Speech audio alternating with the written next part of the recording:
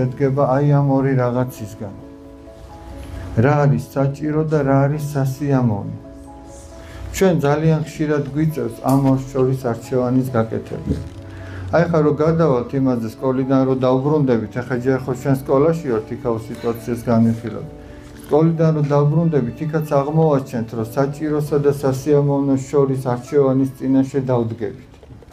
ხოდა, მერე გავარკვევთ, ამ შემთხვევაში რა გააკეთა საბამ, რომელი აირჩია?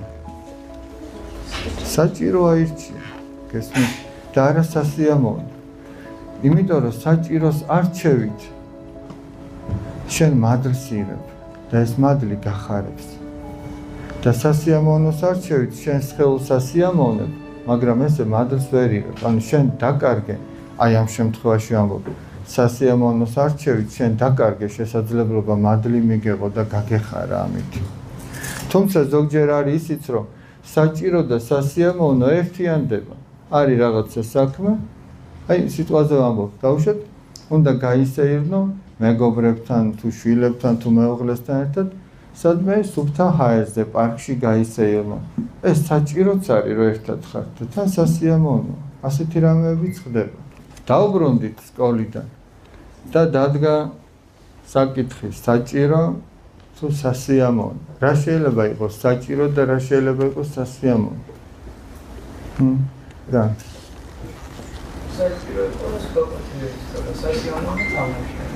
საჭიროა გაკვეთილების სწავლა და სასიამოვნოა თამაში.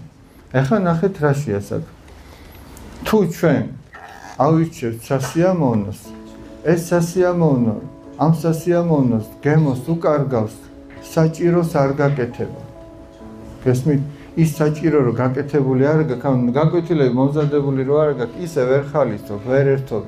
იმიტომ რომ ის გონებაში თვითად გაწევს, რომ 13 სადინაც გრჩება.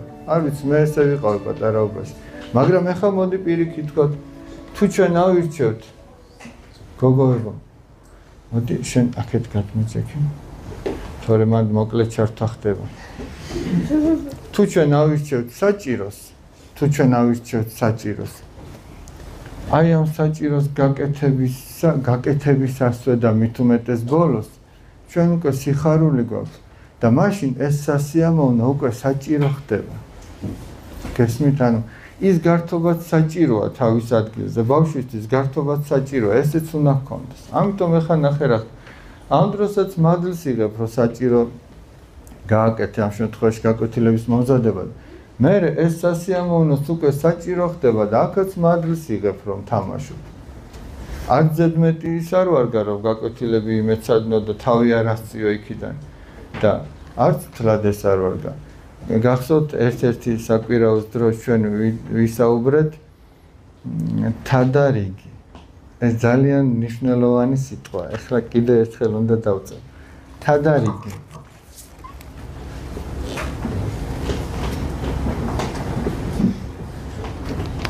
თადარიგი ისეთი რამეა, რომ ცხოვრების ყველა სფეროს, ყველა კუთხე კუნძულს ეხება ჩვენი ცხოვრებისა. თუ თადარიგი არ დაიცავი, შეიძლება ყველაფერი გქონდეს, მაგრამ არა იმ დროს და ისე, როგორც ეს საჭიროა. გესმით? აი, თადარიგი უნდა დაიჭირო და თუ თადარიგს დაიჭერ, ყველაფერი ზომიერად და თავის დროზე იქნება. აქაც ესე. აი უბრალოდ დააკვირდით თქვენ ცხოვრებაში, თუ რამე კარგად არ ხდება, შეხედეთ, თადარიგი იქნა დაჭერილი თუ არა, წინასწარ თადარიგი იქნა თუ არა დაჭერილი. და მიხვდებით, რომ იმ მომენტში რაღაცა არ იყო სწორად.